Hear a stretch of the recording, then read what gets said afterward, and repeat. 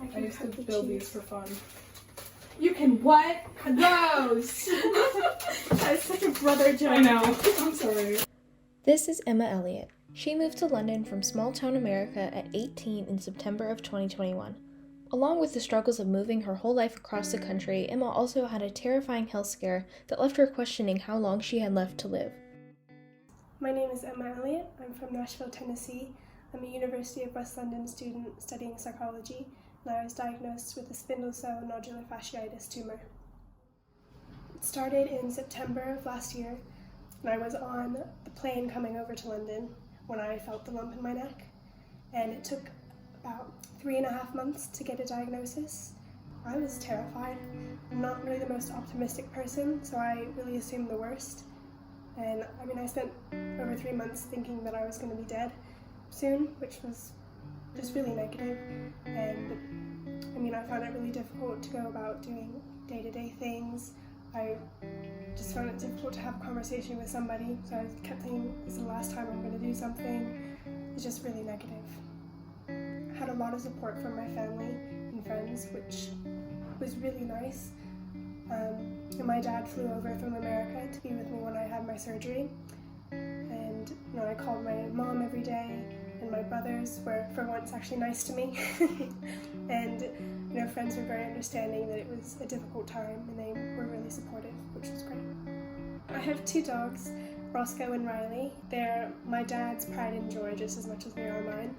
So he sends me pictures of them every day, which was really one of the only positive things during the whole tumor experience, because it was just something that was easy, I guess, to see them and know that they're happy and healthy. So I also got to speak to one of Emma's closest and longest friends, Rachel. Rachel and Emma are from the same town and decided to move 5,000 miles away to London together. I talked to Rachel about how she was able to help Emma through the toughest time in her life, as well as how she was able to deal with it. My name's Rachel. I am from Nashville, Tennessee, and I'm a student at UWL. I study English and film. We have known each other for 5 years and counting. We also live together, and it's been, I think, 9 months of living together at college. We kind of only started going to doctor's appointments, I think, beginning of October, which was right when the term started. So she really wasn't able to immerse herself into the student experience because she was worried about her health, especially with COVID and everything going on, and especially being away from your family, which was really tough. So most of October we were just going to doctor's appointments and trying to figure things out, and it all moved really, really quickly. There's not much you can say when someone's in that position, and nothing prepares you for that. I couldn't say everything's going to be okay because we didn't think it would be okay. Going through that with someone that close to you is really scary, and then coming out on the other end positively, but with the effects of it, is a lot to take in. But I think for anyone it kind of gives you empathy and makes you realize and be more grateful for the time you live. So I initially had a fine needle aspiration biopsy when they didn't know what it was. So they did an ultrasound, and then they took a needle to take a small sample of it, and that told them that it was a spindle cell tumor. Because that can either be benign or malignant, they wanted to remove it so that they could do a more in-depth biopsy.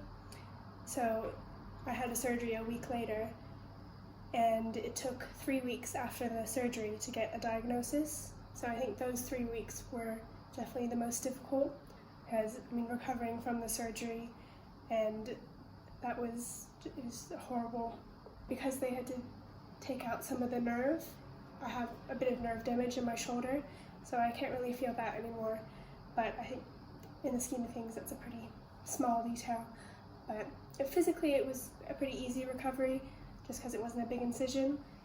But I think the emotional recovery is still ongoing, but I'd say that was more difficult than the physical part.